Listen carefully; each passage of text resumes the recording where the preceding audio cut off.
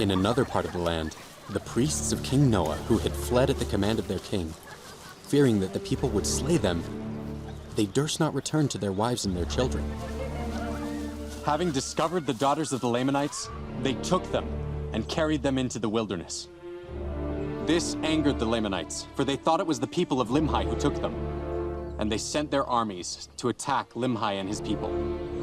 But King Limhi realized that it was Amulon and his fellow priests who were at fault, and was able to pacify the Lamanite king and fulfill the oath which they had made with him. For they felt it was better that they should be in bondage than that they should lose their lives.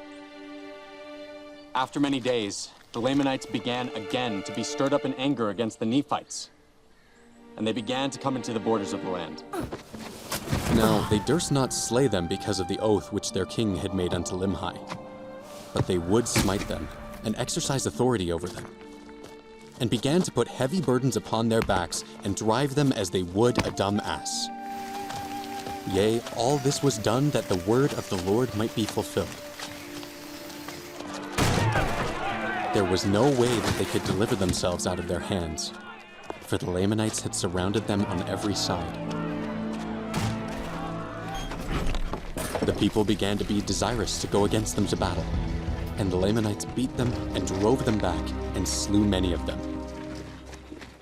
And they went again to battle, but they were driven back again, suffering much loss. Yea, they went again even the third time, and suffered in the like manner. And those that were not slain returned again to the city of Nephi.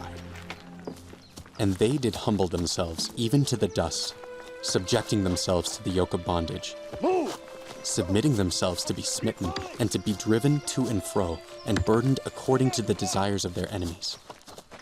Please keep my son safe. And they did cry mightily to God, that he would deliver them out of their afflictions. Amen.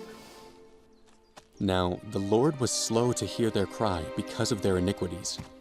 Nevertheless, the Lord did hear their cries, and began to soften the hearts of the Lamanites, that they began to ease their burdens. And they began to prosper by degrees in the land, and to raise grain more abundantly, and flocks and herds, that they did not suffer hunger.